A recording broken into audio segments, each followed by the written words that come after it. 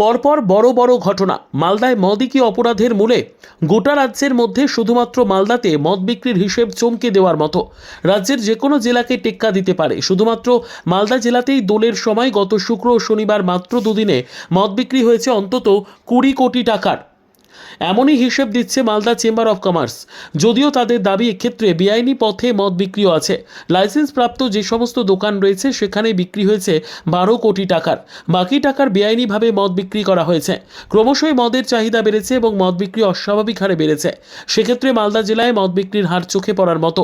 তা সত্ত্বেও chamber of কমার্সের দাবি, গতবারের থেকে এবারের সরকারি অনুমোদিত দোকানগুলিতে মদ বিক্রি কমেছে। সেক্ষেত্রে অন্তত আরও 5 থেকে 6 কোটি টাকা এবছরে বিক্রি কম হয়েছে। সরকারি দোকানে মদ বিক্রি কম হলেও মদ খাওয়া কমেনি। বেআইনি পথে বিক্রি হচ্ছে এবং পাচার হচ্ছে মদ। মালদার কালিয়াচকের গোলাপগঞ্জের চৌরি অনন্তপুরে কুপিয়ে খুন, ভূতনিতে পঞ্চায়েত সচিবকে কুপিয়ে খুন, সব ক্ষেত্রেই মদ্যপ অবস্থায় ছিল অভিযুক্ত।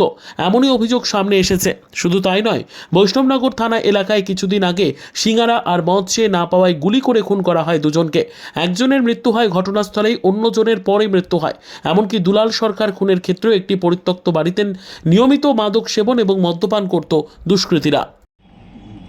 বছরের সঙ্গে এবছরের তুলনা যদি আপনি করেন, তাতে হয়তো সাময়িকভাবে কিছু মদ বিক্রি কম হয়েছে, ঠিক কথা।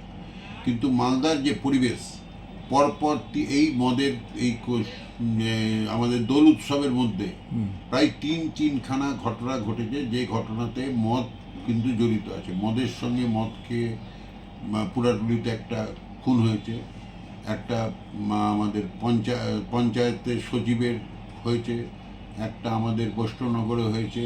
পরপর কিন্তু তিনখানা ঘটনা কিন্তু এই ঘটনার সঙ্গে জড়িত আছে। আমরা জানি যে মদ বিক্রি হলে রাজ্য সরকারের কিছু আয় হয় এবং রাজ্য সরকার সেখান থেকে পায়, কিন্তু চোরা পথে চোলাই মদও কিন্তু এখানে বিক্রি হচ্ছে, যেটা এই কাউন্টিংয়ের মধ্যে নাই।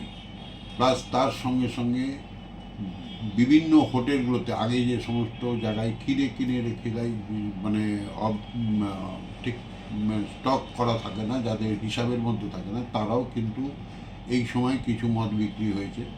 যার জন্য কিন্তু যতটা আমরা দেখতে পাচ্ছি পরিমাণ কম বেশি, সেটা নিয়ে আমার বক্তব্য নেই। আমরা চাই প্রশাসন, পৌরসভা এবং মার্চেন্ট চেম্বার, আমরা সবাই মিলে যদি একসঙ্গে এই কাজটা করতে পারি।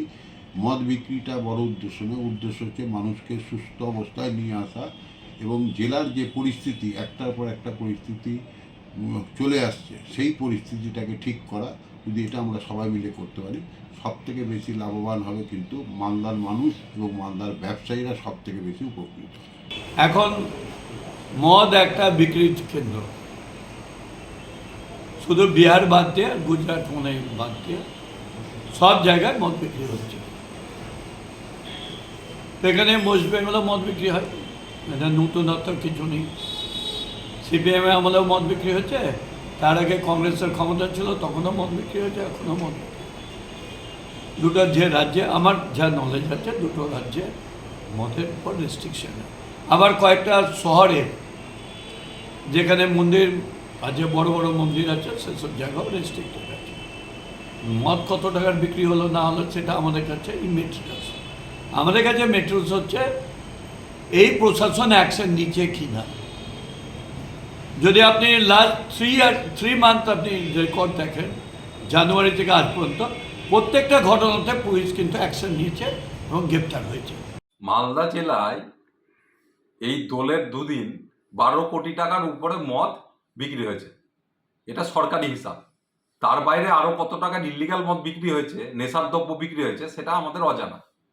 আর এই মদ বিক্রির জন্যেই আজকে দেখছি সারা মালদা জেলায় বিভিন্ন গ্রামে, ইংলিশ বাজার শহরে আমরা গন্ডগোলের ঘটনা দেখতে পেলাম। মানিকচকের ভূতনিতে মদ খেয়ে মারামারিতে হাসুয়ার কোপ খেয়ে একজনের মৃত্যু হলো। শহরে মদ খেয়ে এখানে গুলি চলল। কিছুদিন আগে বৈষ্ণবনগরের দুটো মদের থেকে দুটো হত্যার ঘটনা ঘটল, কিন্তু তারপরেও পুলিশের কোনো ভ্রুক্ষেপ নেই, আর থাকবে না। এই কারণেই, কারণ এই মদের যে রেভিনিউ, এর থেকে তো সরকার চলছে। মদের রেভিনিউ না পেলে মমতা ব্যানার্জির সরকার এক পাও নড়তে পারবে না, কারণ তাদের ফান্ডে টাকা নেই। সারা যুব সমাজকে পঙ্গু করে দিয়ে সেই টাকা দিয়ে সরকারকে চালাতে হচ্ছে। এর থেকে দুর্ভাগ্যজনক আর কিছু নেই। ব্যুরো রিপোর্ট, উত্তর বাংলা সংবাদ।